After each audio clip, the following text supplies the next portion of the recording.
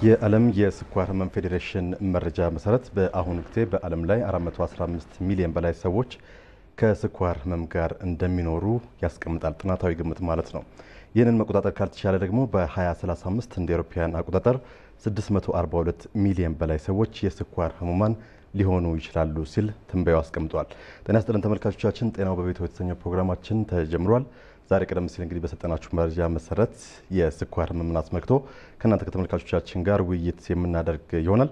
ይህ የያዝነው የህዳር ወር በዓለም አቀፍ ደረጃ የስኳር ህመምን ግንዛቤ ማስጨበጫ የሚካሄድበት ስለሆነ እኛም አትኩሮታችንን በዚሁ ዙሪያ አድርገናል ማለት ነው። እዚህ ስቱዲዮ ጥያቄዎችን ማንሳት መፈልጉ ከሆነ 0115538137 ላይ በመደወል አሊያም 800 ላይ አጭር የጽሁፍ መልእክት በመላክ ከኛ ጋር ትገናኙ ትችላላችሁ። የእናንተን ጥያቄዎችና አስተያየቶች የተቀበሉ ደግሞ ወንደሰን ጥላሁንና ደመቀ ከበደ እዚህ አብረውን ይቆያሉ ማለት ነው።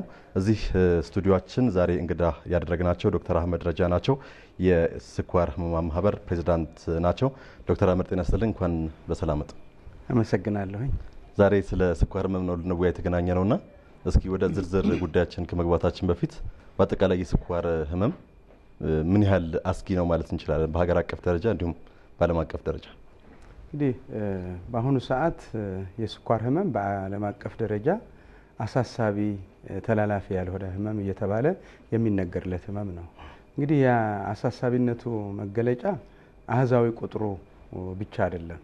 ከዚህ ከስኳር ህመም ጋር ተያይዘው የሚመጡ በረጅም ጊዜ የሚከሰቱ ጠንቆች ለአሳሳቢነቱ መገለጫዎች ናቸው እና በዓለም አቀፍ የስኳር ህመም ፌዴሬሽን መረጃ መሰረት በ2015 በዓለም ደረጃ 415 ሚሊዮን ህዝቦች ከስኳር ህመም ጋር ይኖራሉ ተብሎ ነበር የተገለጸው።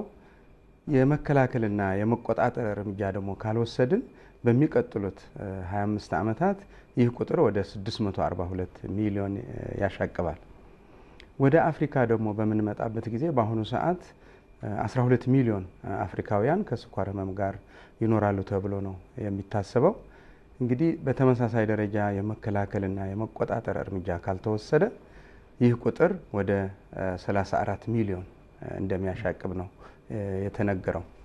ወደ ሀገራችንን በምንመጣበት ጊዜ ድሮ እንደ ብርቅ ይታይ የነበረው የስኳር ህመም ከቅርብ ዓመታት ወዲህ በሚያስደነግጥ መልኩ እየጨመረ ነው ያለው እና ምንም እንኳ ሰፊ የሆኑ ማህበረሰብ አቀፍ ጥናቶች ባይኖሩ በአሁኑ ሰዓት በአንዳንድ አካባቢዎች በተደረጉ ጥናቶች ከዓለም አቀፍ የስኳር ህመም ፌዴሬሽን መረጃዎች ስንነሳ ከእድሜያቸው ከ20 እስከ 79 ከሆኑ ኢትዮጵያውያን መሀል ውስጥ ከ5 ከመቶ ያህሉ ከስኳር ህመም ጋር እንደሚኖሩ ነው የተተነበየው።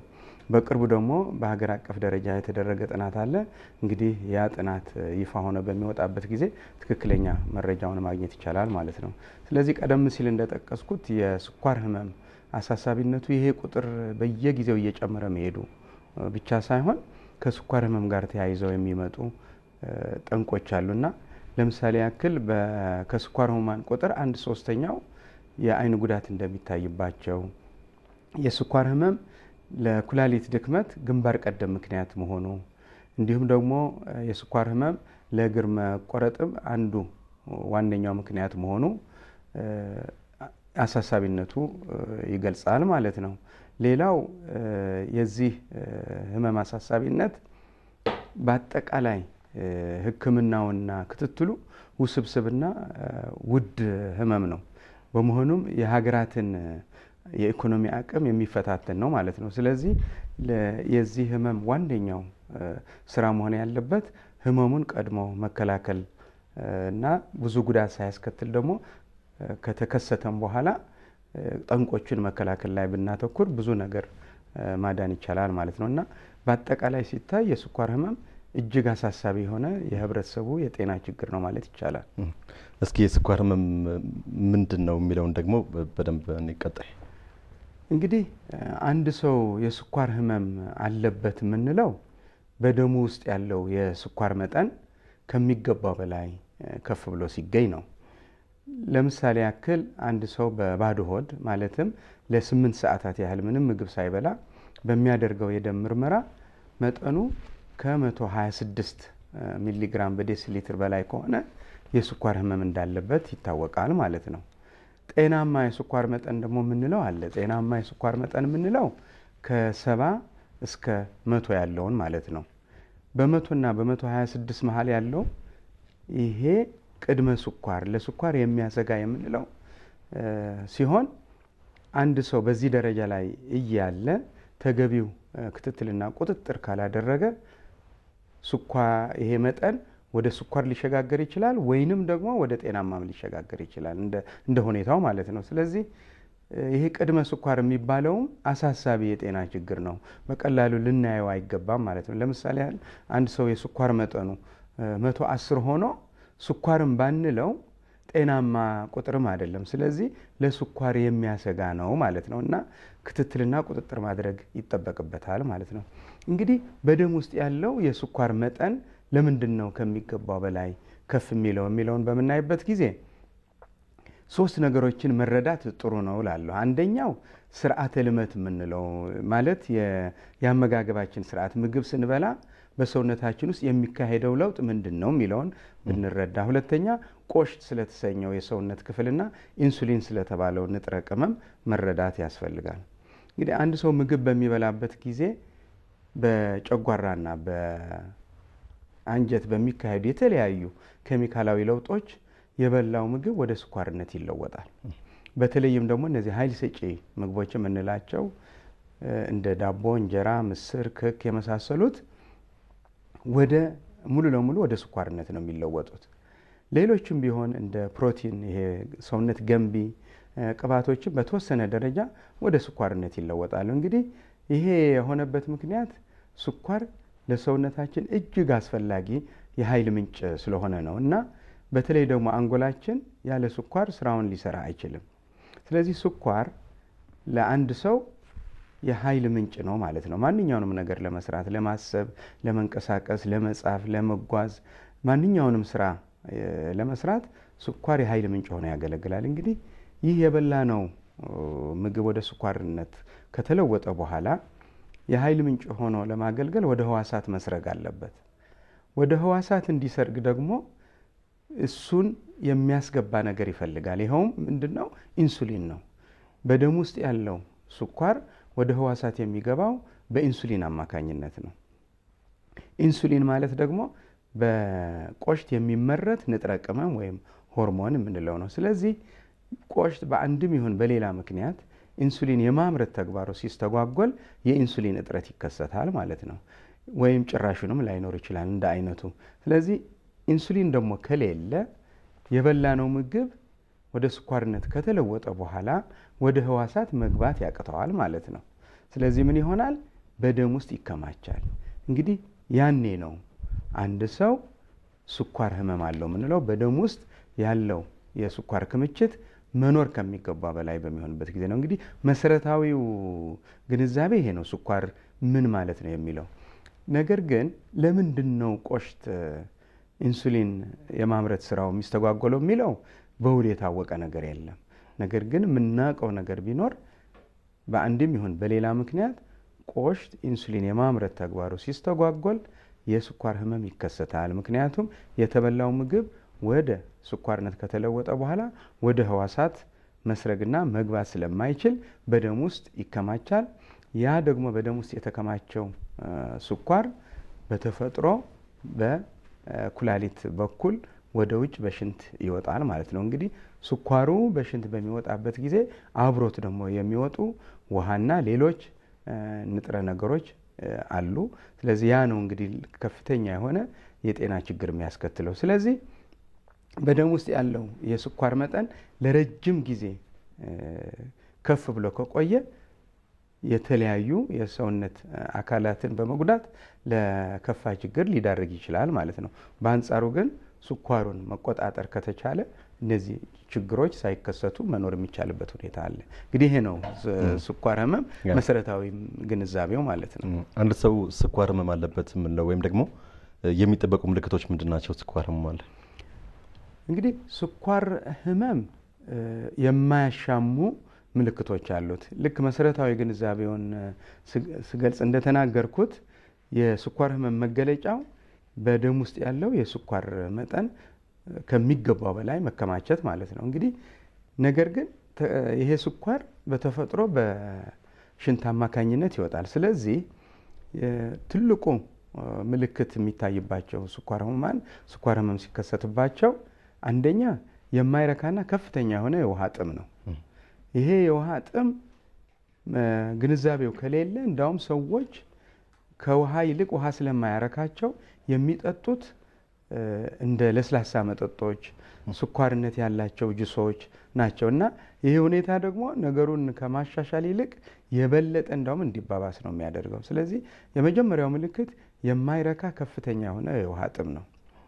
ሁለተኛው በብዛት እና ቶሎ ቶሎ ሽንት ውሃ መሽናት ማለት ነው እና ምክንያቱም ቀደም ብዬ እንደገለጽኩት በደም ውስጥ ያለው የስኳር ክምችት ከሚገባ በላይ በሚሆንበት ጊዜ በተፈጥሮ የሚወገደው በኩላሊት አማካኝነት ነው። ስለዚህ ሁለተኛው ምልክት የውሃ ሽንት በብዛት መሽናት ማለት ነው እና ይሄ ነገር ደግሞ ቀንም ሌሊትም የሚከናወን ነው።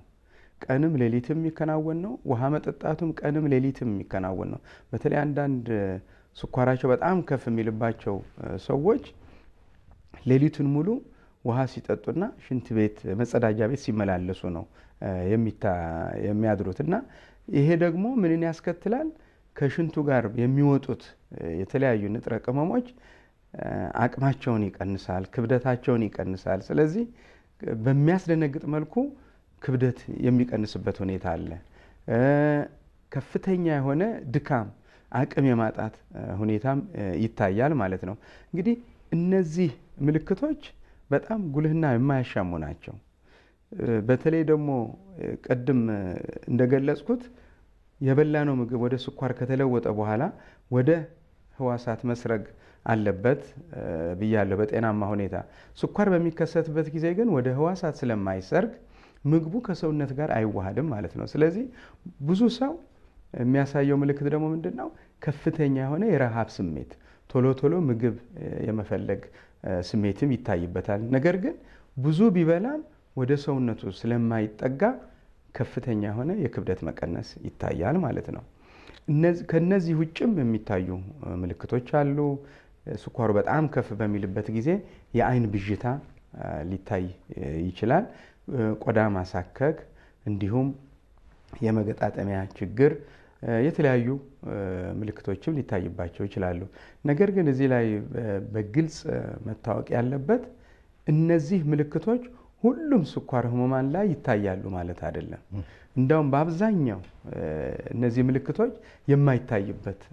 የማይታዩበት ሁኔታም እንዳለ ነው። በተለይም ደግሞ ሁለተኛው አይነት የሚባለው የስኳር ህመም እነዚህ ምልክቶች ጭራሽኑ ላይታዩ ይችላሉ። ከታዩም በጣም ጉልህና አጣዳፊ ላይሆኑ ይችላሉ።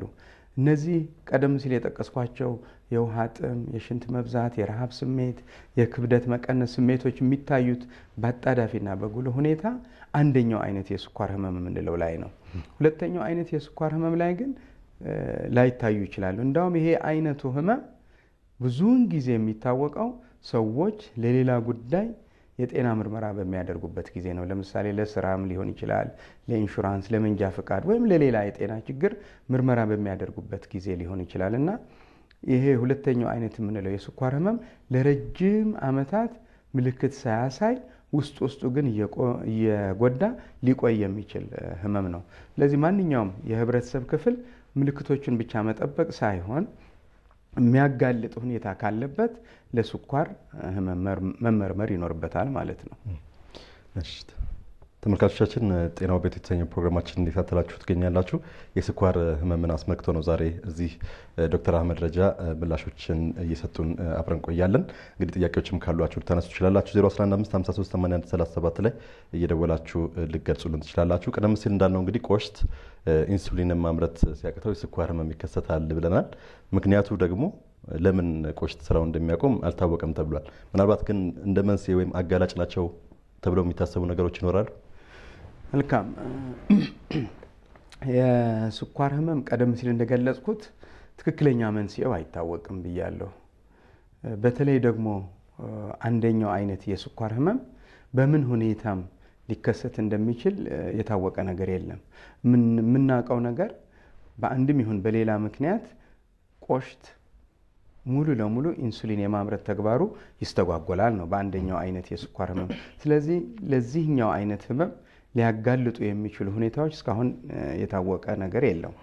ለሁለተኛው አይነት የስኳር ህመም ግን የሚያጋልጥ ሁኔታ እንዳለ በጥናቶች ተረጋግጧል። በተለይ ይሄ ሁለተኛው አይነት የስኳር ህመም የምንለው በአብዛኛው የሚያያዘው ከአኗኗር ዘይቤ ጋር መዛባት ነው። በተለይም የአመጋገብ ስርዓቱ ትክክለኛ ካልሆነ ጣፋጮችና ቅባቶች የበዛበት ምግብ የሚበሉ ሰዎች፣ በስራ ጸባያቸው እንቅስቃሴ የማያደርጉ እና ቢሮ ውስጥ ተቀምጠው የሚውሉ ሰዎች እነዚህ ሁለቱ የአመጋገብ ስርዓቱ ጥሩ ያለመሆንና እንቅስቃሴ ያለማድረግ ለውፋሬ ያጋልጣል እና ለሁለተኛው አይነት የስኳር ህመም የሚያጋልጥ ዋነኛው ሁኔታ ይህ ከአመጋገብ ስርዓትና እንቅስቃሴ ካለማድረግ ተከትሎ የሚመጣው ውፋሬ ነው። በተለይ ዶክተር አህመድ ምናልባት ላቋርጥና ድጋሚ እንመለስባችኋለን። አንድ ስልክ እናስተናግድ። እሺ። ሄሎ ጤና ይስጥልን። ሄሎ ጤና ይስጥልን። ሄሎ ጤና ይስጥልን። ማንም በልኬት ነው? ንጉሴ ይባላል ከደብረ ማርቆስ። ንጉሴ እሺ፣ መቀጠል ትችላለህ። ጥያቄ የኔ ጥያቄ ሰሞኑን ሊጀምር ነው መሰለኝ። በቃ አሁን ምልክቶቹ እዚህ ላይ አንቤ ምናምን እያየሁ ነው። እንደ ወደዛ አካባቢ ነው መሰለኝና አሁን በቅርቡ ምርመራ ልወስድ ነበርና ከፍተኛ የሆነ የራስ ምታትማ አለኝ። ራሴንም ያዞረኛል። ይሄ ሁሉም እንዴት ነው? እንግዲህ እዛ ላይ ምንድነው እነዚህ አንደኛው አይነት የስኳር ህመም በአጣዳፊ ሁኔታ ምልክቶች ይታያሉ ብያለሁኝ። ህክምናውም ኢንሱሊን ነው መሆን ያለበት እድሜ ልክ ብያለሁ። ይሄ ከጠቅላላ ስኳር ህሙማን ቁጥር ከ10 እስከ 15 ከመቶ ያህሉን ይይዛል። ሁለተኛው አይነት የስኳር ህመም ብዙ ጊዜ እድሜያቸው ከ40 ዓመት በላይ የሆኑትን የህብረተሰብ ክፍሎች የሚይዝ ነው። ትርፍ ክብደት አብዛኛዎቹ ይኖራቸዋል። ምልክቶቹ ሊታዩም ላይታዩም ይችላሉ። ከታዩም ጉልህና አጣዳፊ ላይሆኑ ይችላሉ ማለት ነው። ህክምናው በመጀመሪያ በእንክብሎች ይሆንና ከዛ ቀጥሎ በመርፌም ሊሆን ይችላል ማለት ነው። ይሄ ሁለተኛው አይነት የስኳር ህመም እንለው ነው። ሁለተኛው አይነት የስኳር ህመም ግን ከስኳሩ ጋር ብቻ አይደለም የሚገናኘው፣ አብረውት የተቆራኙ ህመሞችም ሊኖሩ ይችላሉ። ለምሳሌ እንደ ደም ግፊት ወይም ደግሞ የደም ቅባት መጨመር፣ የዩሪክ አሲድ መጨመር ሊኖሩ ይችላሉ እና እነዚህ ደም ግፊት፣ ስኳር፣ የደም ቅባትና ዩሪክ አሲድ አብረው በአንዳንድ ሰዎች ላይ ሊከሰቱ የሚችሉ ናቸው። የሚያገናኛቸው ደግሞ አራቱን የጤና ችግሮች የሚያገናኛቸው ውፋሬ ነው፣ ትርፍ ክብደት ነው። ይሄ ሁለተኛው አይነት የምንለው ነው። ሶስተኛው አይነት የምንለው አለ። ይሄ ደግሞ ምክንያቱ በውል የታወቀ የስኳር ህመም። አንዳንድ ጊዜ የስኳር ህመም በአንዳንድ ህመሞች ወይም በአንዳንድ መድኃኒቶች መነሻነት ሊከሰት ይችላል። ለምሳሌ ያክል አንዳንድ መድኃኒቶች ለሌላ ጉዳይ የሚሰጡ አሉ፣ ፈውስ የሚሆኑ። ለምሳሌ ለአስም በሽታ የሚሰጥ በተለምዶ ህብረተሰባችን ሮዝ ኪኒን እያለ የሚጠራው ለስኳር ህመም ያጋልጣል። ስለዚህ ይሄ ምክንያቱ በዛ ኪኒን መሆኑ የታወቀ ነው። ወይም ደግሞ በአሁኑ ሰዓት ዴክሳሜታዞን ለቁርጥማት ለህመም እየተባለ በየቦታው የሚወጉ ሰዎች አሉና እንደነዛ አይነት ሰዎች ለዚህ ህመም ይጋለጣሉ ማለት ነው። ወይንም ቆሽትን በሆነ ምክንያት የጎዳ በሽታ ካለ እሱ ምክንያቱ የታወቀ ነው። ይሄ ምክንያቱ የታወቀ የስኳር ህመም የምንለው ነው፣ ሶስተኛው አይነት። አራተኛው አይነት የምንለው የስኳር ህመም ሴቶች ላይ በተለየ ሁኔታ የሚታይ ነው። ይኸውም በእርግዝና ወቅት ለመጀመሪያ ጊዜ የስኳር ህመም ሲከሰት እርግዝና ነክ ወይም ጀስቴሽናል ዳያቤቲስ የምንለው ይከሰታል ማለት ነው። ይሄኛው አይነት የስኳር ህመም ከወሊድ በኋላ በአብዛኛው ይጠፋል። ነገር ግን ከወሊድ በኋላ ቢጠፋም እንደነዚህ አይነት ሴቶች ስኳር ህመም በቀጣይ እርግዝና እንዳይከሰትባቸው ወይም በቀጣይ ህይወታቸው እንዳይከሰትባቸው ቁጥጥርና ክትትል ማድረግ ይኖርባቸዋል ማለት ነው። እንግዲህ ጠቅለል ባለመልኩም ስናስቀምጠው አንደኛው አይነት የስኳር ህመም ህፃናትንና ወጣቶችን የሚይዝ፣ ሁለተኛው አይነት በአብዛኛው እድሜያቸው ከ40 ዓመት በላይ የሆኑትን የህብረተሰብ ክፍል የሚይዝ ነው። ነገር ግን ይህ ሁለተኛው አይነት ቀድሞ የአዋቂዎች እየተባለ የሚጠራው ወይም የትላልቅ ሰዎች እየተባለ የሚጠራው የስኳር ህመም በምዕራቡ ዓለም በህፃናት ላይ መከሰት ጀምሯል። ምክንያቱም ከወፋሬ ጋር ተያይዞ ግን በአብዛኛው ያው እድሜያቸው ከ40 ዓመት በላይ የሆኑትን የሚይዘ ነው።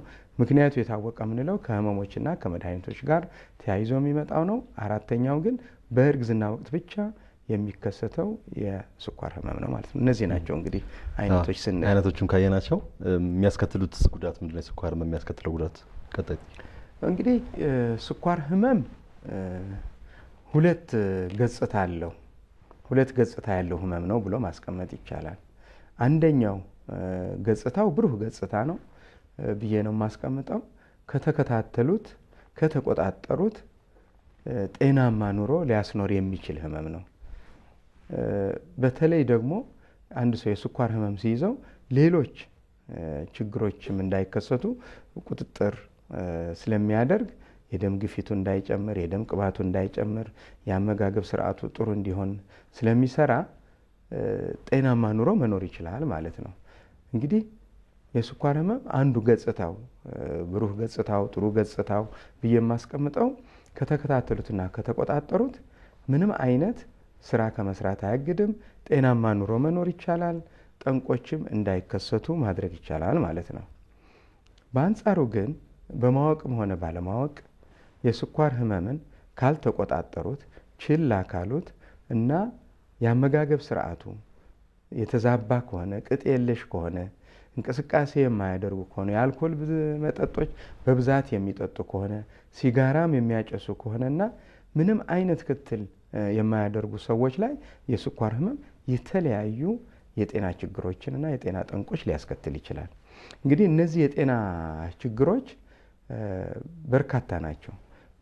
በአጠቃላይ ስናስቀምጠው የስኳር ህመም የማይጎዳው የሰውነት አካል የለም ብሎ ማስቀመጥ ይቻላል። ግን በብዛት እና በጉልህ ሁኔታ የሚታዩት አንደኛው የአይን ብርሃን መቀነስ እስከ ብርሃን ማሳጣት ሊያደርስ ይችላል የስኳር ህመም ማለት ነው።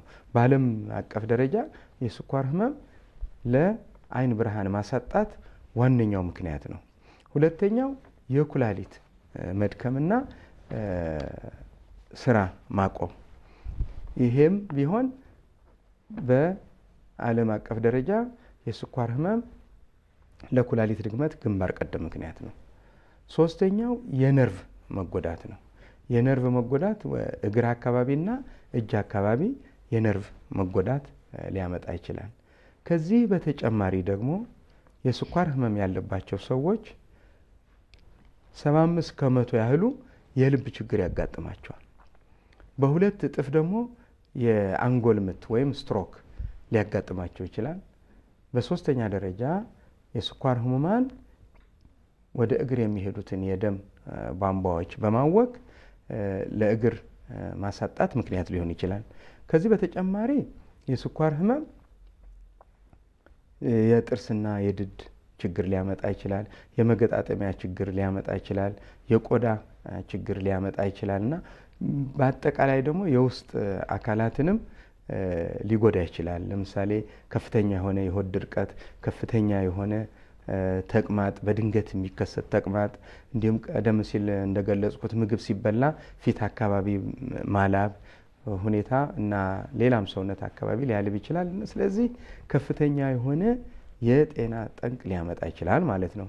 ይህ ሲባል ግን መታወቅ ያለበት እነዚህ ቀደም ሲል የጠቀስኳቸው አስከፊ የጤና ችግሮች እንዳይከሰቱ ማድረግ ይቻላል። ከተከሰቱም ባሉበት መገደብ ይቻላል። ስለዚህ ይህንን ለማድረግ ህብረተሰቡ ወይም ስኳር ህሙማን ስኳራቸውን በሚገባ መቆጣጠርና መከታተል ይኖርባቸዋል ማለት ነው። ያው ሰዓታችንም እየደረሰ ስለሆነ ለመከላከል የስኳር ህመምን ምን ማድረግ እንግዲህ ያው በአጠቃላይ እነዚህ ቀደም ሲል የጠቀስኳቸው ችግሮች እንዳይከሰቱ ስኳር ህሙማን የአመጋገብ ስርዓታቸውን በተገቢው መንገድ መከተል፣ ቅባትነት የበዛባቸው ምግቦችን መቀነስ፣ ጣፋጭ ምግቦችን ማስወገድ፣ አዘውትሮ የአካል ብቃት እንቅስቃሴ ማድረግ፣ ሐኪሞች የሚያዙትን መድኃኒት በአግባቡ መውሰድ ማለት ነው እና በየጊዜው ደግሞ አካላዊና የላቦራቶሪ ምርመራ ማድረግ፣ የአይን ምርመራ፣ የልብ የኩላሊት ምርመራ፣ የደም ቅባት ምርመራ ማድረግ ይኖርባቸዋል። እነዚህን ሁሉ ካደረጉ እና ስኳራቸውን በሚገባ በጤናማ መጠን ካደረጉት፣ የደም ግፊታቸውን ከተቆጣጠሩ፣ ኮሌስትሮል ከተቆጣጠሩ እንደማንኛውም ሰው በጤናማ ሁኔታ መኖር ይቻላል ማለት ነው። ህብረተሰቡም ለመከላከል ከስኳር ህመምን ለመከላከል አንደኛ የኢትዮጵያ ስኳር ህመም ማህበር የሚሰጠውን በስኳር ህመም ላይ ትምህርት መከታተል በየቅርንጫፍ ማህበራቱ ይሰጣል። በአዲስ አበባ በጥቁር አንበሳ ሆስፒታል ይሰጣል። እንዲሁም ደግሞ አዘውትሮ እንቅስቃሴ ማድረግ፣ ጤናማ የሆነ የአመጋገብ ስርዓት፣ ቅጠላቅጠል የበዛበት ምግብን መከተል እንዲሁም ደግሞ በየጊዜው ምርመራ በማድረግ ስኳር ህመምን መከላከል ይቻላል ማለት ነው። ከግንዛቤ ጋር የተያያዙ ምናልባት መቀረፍ አለባቸው የሚባሉ ነገሮች ካሉ ከዚህ ከስኳር ህመም ጋር እንግዲህ በተለይ የስኳር ህመም መታወቅ ያለበት አንዴ ከተከሰተ አብሮን የሚዘልቅ ህመም ነው፣ የእድሜ ልክ ህመም ነው። ስለዚህ የስኳር ህመም ሊድን የሚችል ህመም አይደለም። ነገር ግን መቆጣጠር የሚቻልና ጤናማ ኑሮ ማስኖር የሚያስችል ህመም ነው። ይህን ያነሳውበት ዋናው ምክንያት ስኳር ህመምን እናድናለን የሚሉ አቋራጭ መፍትሄ አለን የሚሉ የህብረተሰብ ክፍሎች ስላሉና የስኳር ህመም እንዳይዘናጉ ነው። አንድ ሁለተኛ ህፃናት ላይ የሚከሰተው የስኳር ህመም ብዙ ጊዜ ፈታኝ ሁኔታ ነው ለቤተሰቦች እና ብዙዎቹ ደግሞ የተሳሳተ ግንዛቤ ምን አላቸው? የስኳር ህመም ህፃናት ላይ እያደጉ ሲሄዱ ይጠፋል የሚል ይሄ በጣም አሳሳች ግንዛቤ ስለሆነ ስኳር ህመም አንዴ ከተከሰተ አብሮ የሚኖር ህመም መሆኑን ወላጆች ተገንዝበው ለልጆቻቸው ተገቢውን ጥንቃቄና ክትትል እንዲያደርጉ። በአሁኑ ሰዓት ለስኳር ህመም ህክምና ለሁለተኛው አይነት እንክብሎች ለአንደኛው አይነት ኢንሱሊን ነው እና የአመጋገብ ስርዓትና እንቅስቃሴ ማድረግ ነው። ከዚህ ውጪ አቋራጭ የሆነ መፍትሄ እስካሁን አልተገኘም። ስለዚህ እነዚህ ሐኪሞች የሚያዙትን መድኃኒቶች በመውሰድ ስኳርን መቆጣጠር ያስፈልጋል ማለት ነው። ሌላው በአመጋገብ ስርዓት ላይ በጣም የተዛባ አመለካከት አለ። ይኸውም ስኳር ህመም ያለበት ሰው ብዙ ሰዎች የሚያስቡት የተወሰነ የምግብ አይነት ብቻ መመገብ እንዳለበት፣ ለምሳሌ ጎመንና የገብስ ዳቦ ብቻ መመገብ እንዳለበት አድርገው ይወስዳሉ። ይህ ትክክል አይደለም፣ አቅም ያሳጣቸዋል። ስለዚህ የስኳር ህመም ያለባቸው ሰዎች እንደ ማንኛውም ሰው ቤት ያፈራውን ምግብ እየተመገቡ ጤንነታቸውን መጠበቅ ይችላሉ። እኛ ምንመክረው ጣፋጮችን እንዲያስወግዱና ቅባቶችን እጅጉን እንዲቀንሱ፣ በተለይ የእንስሳት ተዋጽኦ የሆኑ ቅባቶችን ነው እንጂ በአመጋገብ በኩል እየተራቡ ስኳርን መቆጣጠር ተገቢ አይሆንም። ስለዚህ የተመጣጠነ ምግብ ቤት ያፈራውን እንዲመገቡ ነው የምንመክረው ማለት ነው። በ800 ላይ የመጡ መልእክቶች አሉ።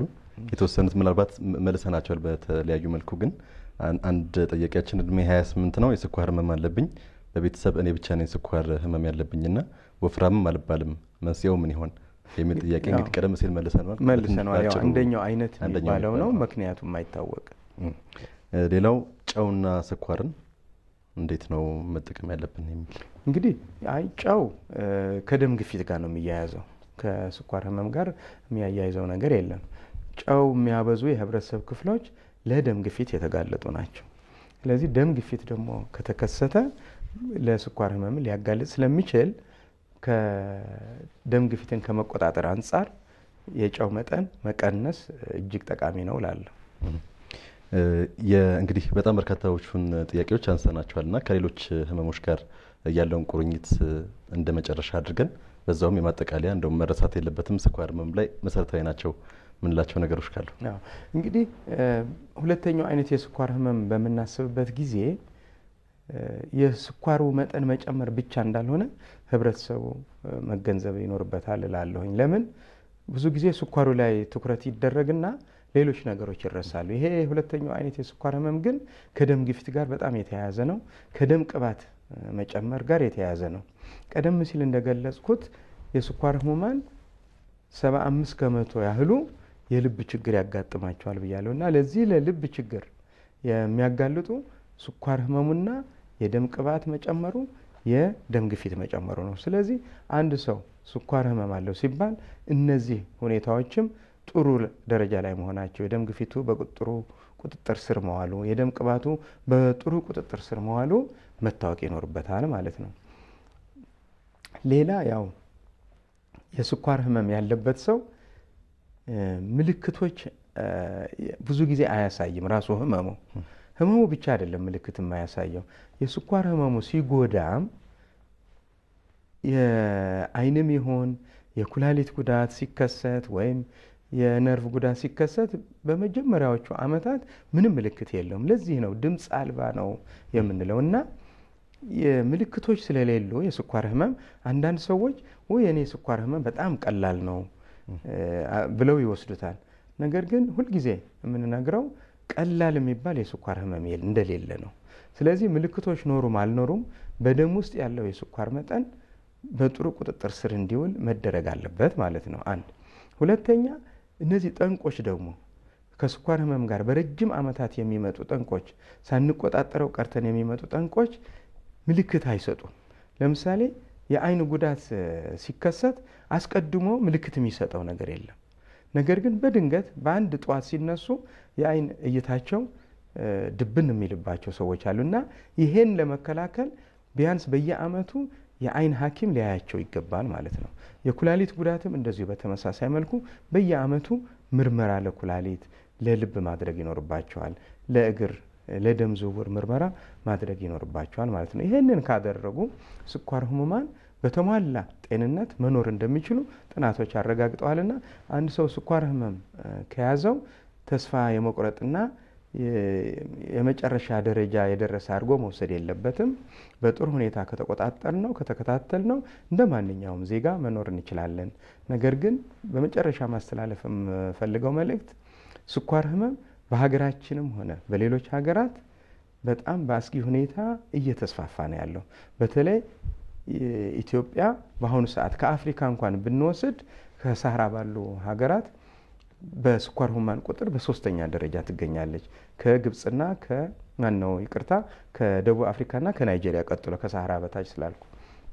ስለዚህ አስከፊ የሆነ የጤና ችግር ነው የስኳር ህመም ብለናል። ስለዚህ ሀገራችንም ውስጥ እየጨመረ ስለሆነ ሁሉም ባለድርሻ አካላት መንግስታዊም ሆኑ መንግስታዊ ያልሆኑ ድርጅቶች፣ የሲቪክ ማህበራት፣ ህብረተሰቡ በአጠቃላይ ጤና ባለሙያዎች ሆነን ሁላችንም ተረባርበን የስኳር ህመምን ጫና መቀነስ ይኖርብናል። መከላከሉ ላይ ሁሉም የድርሻውን መወጣት አለበት እላለሁ። በጣም እናመሰግናለን። ተመልካቾቻችን ጤናው በቤቱ የተሰኘው ፕሮግራማችን የተከታተላችሁ ቆይታችኋል። ዶክተር አህመድ ረጃ የስኳር ህሙማን ማህበር ፕሬዚዳንት ናቸው። እዚህ ተገኝተው ለአንድ ሰዓት ያህል ማብራሪያ ሲሰጧችሁ ቆይተዋል። ታሪኩ ታዬ ደግሞ ውይይቱን ስመራ አብሬያችሁ ቆይቻለሁ። ስለነበረን ቆይታ እጅግ አድርገን እናመሰግናለን። ከመላ የስቱዲዮ ባለሙያዎች ጋር በጋራ በመሆን በዚሁ እሰናብታለሁ። ጤና ይስጥልኝ።